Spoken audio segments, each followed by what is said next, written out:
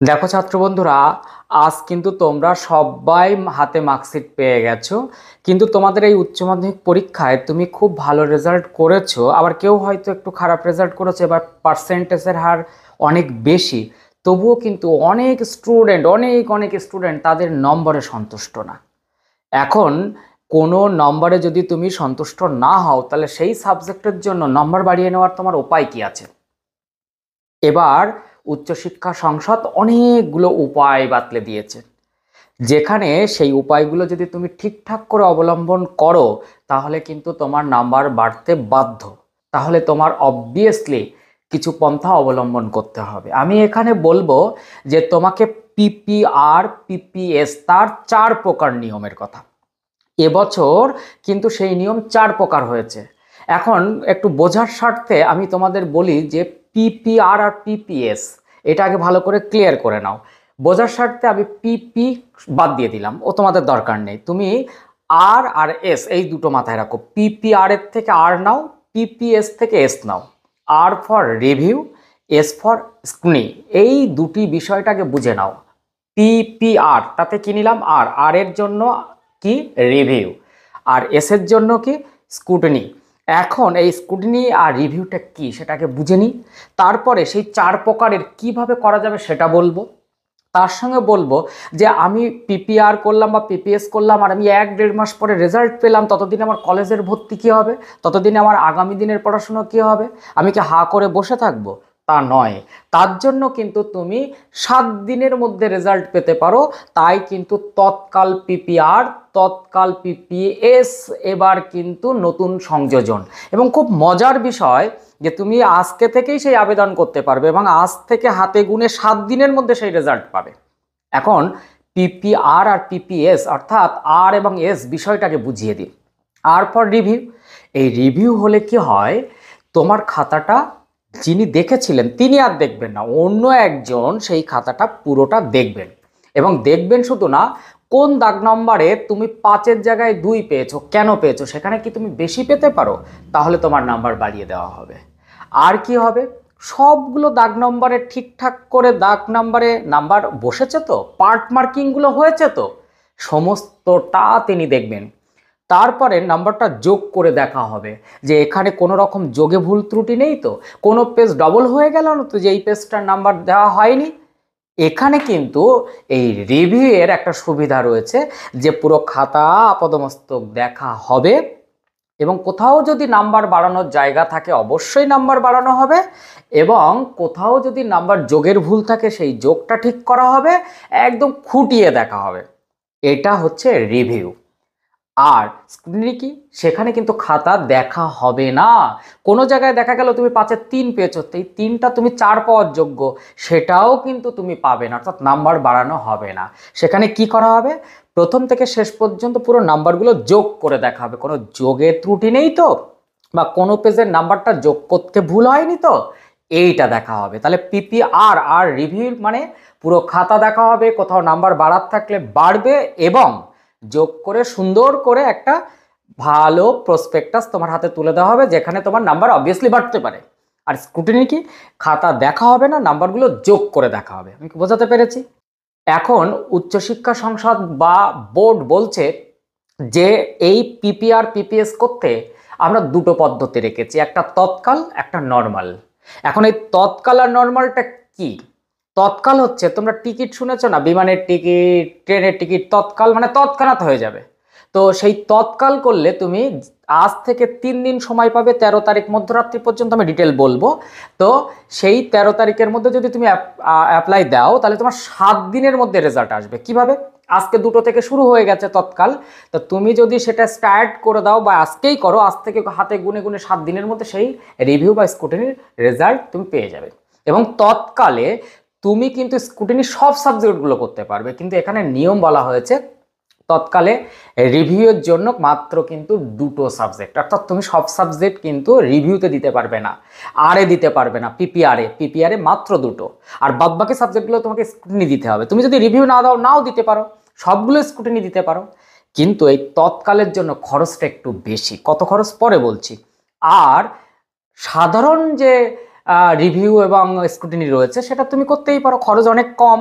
তাহলে কিন্তু তোমাকে 1-1.5 মাস ওয়েট করতে হবে সেই রেজাল্ট পাওয়ার জন্য।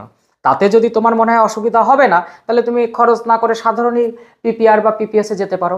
কিন্তু মাথায় রাখবে, দুটোর বেশি রিভিউ করতে পারবে না, অর্থাৎ পিপিআর করতে পারবে না। যেগুলো পিপিআর করবে সেগুলো আর পিপিএস করা যাবে না, যেগুলো পিপিএস করবে তার থেকে আর পিপিআর করা যাবে না।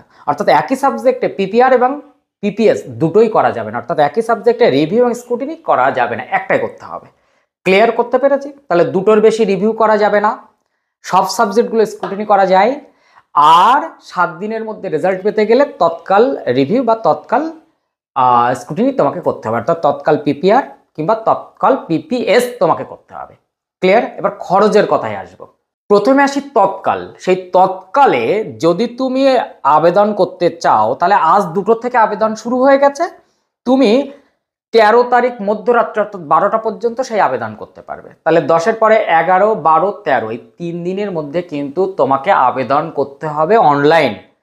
কোনো রকমের বেশি হয়ে গেলে, অর্থাৎ 13 তারিখ মধ্যরাত্র পেরিয়ে গেলে 12টার পর কিন্তু আর তৎকাল করা যাবে না, সেটা পিপিআর হোক আর পিপিএস হোক, অর্থাৎ রিভিউ হোক বা স্ক্রুটিনি হোক, যেটাই করতে যাও অবভিয়াসলি তোমাকে 13 তারিখ মধ্যরাত্রি অর্থাৎ 12টা পর্যন্ত বরাদ্দ ওই ওয়েবসাইট, তারপর ওই ওয়েবসাইটটা বন্ধ হয়ে যাবে। ঠিক আছে? যদি তুমি তৎকাল স্ক্রুটিনি করো অর্থাৎ এস করো, তাহলে কিন্তু তোমার 800 টাকা লাগবে। 800 টাকা লাগবে পিপিএস করতে অর্থাৎ স্ক্রুটিনি করতে।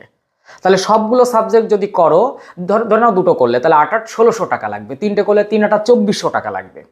কিন্তু যদি তুমি 2টো রিভিউ করো, তাহলে কিন্তু তোমার 600-1200 টাকা লাগবে, একটি করলে 600 টাকা লাগবে।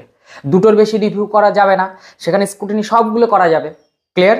তাহলে তৎকাল রিভিউ করতে 600 টাকা, তৎকাল স্ক্রুটিনি করতে 800 টাকা।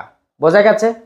কিন্তু যারা তৎকাল করবে না, তাদের কিন্তু আজকে 2টো থেকে সেই আবেদন শুরু হয়েছে অনলাইনে, কিন্তু সেই আবেদন তুমি 25 তারিখ পর্যন্ত করতে পারবে। এই মে মাসের 25 তারিখ পর্যন্ত, অর্থাৎ 25 তারিখ মধ্যরাত্রি পর্যন্ত 12টা পর্যন্ত সেই ওয়েবসাইট খোলা থাকবে। সেটাকে আমরা কি বলছি? Normal PPR, normal PPS. এর রেটটা এবার জানতে হবে। সেখানে যদি তুমি পিপিআরে যাও, রিভিউতে যাও, তাহলে কিন্তু তোমাকে 200 টাকা করে পার সাবজেক্ট লাগবে, অর্থাৎ 2টো করতে গেলে 2-2 400 টাকা লাগবে। আর যদি তুমি স্ক্রুটিনি করো অর্থাৎ পিপিএস করো, পিপিআর না করে পিপিএস করো অর্থাৎ এস ফর স্ক্রুটিনি করো নর্মাল, তাহলে তোমার প্রতি সাবজেক্টে 150 টাকা করে লাগবে।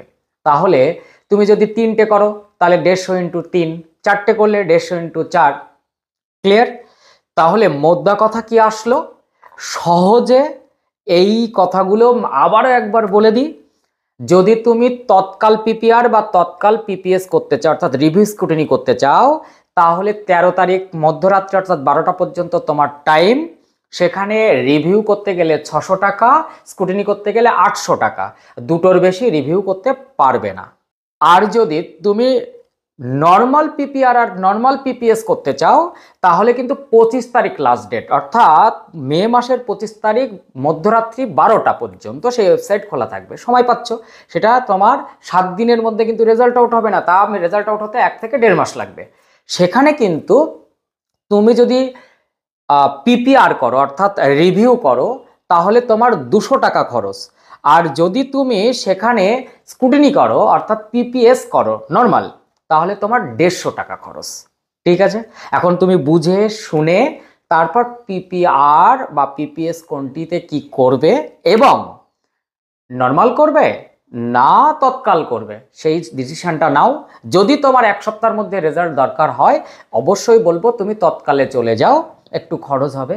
কারণ অনেকেই আছে কলেজের ভর্তি, কলেজে অনার্স নেওয়া, সব ভর্তি প্রক্রিয়া কাল থেকে সব স্টার্ট হয়ে যাবে, তাই তুমি 1-1.5 মাস হয়তো ওয়েট করতে পারবে না। তোমার নাম্বারটা এমন একটা জায়গায় আছে, হয়তো ওই নাম্বারের জন্য তুমি সেই সাবজেক্টে অনার্স পাবে না। তার জন্য কিন্তু অবভিয়াসলি তোমাকে পিপিআর বা পিপিএসে তৎকালে যেতে হবে। এই বছর সংসদ এই নতুন পদ্ধতি নিয়ে এসেছে। এখানে বলে রাখি, এই দুটিতে যদি সন্তুষ্ট না হও, তাহলে তার পরের স্টেপ হচ্ছে আরটিআই। এই আরটিআই নিয়ে, উচ্চ মাধ্যমিক আরটিআই নিয়ে তার সমস্ত তথ্য নিয়ে আগামীতে আসছে।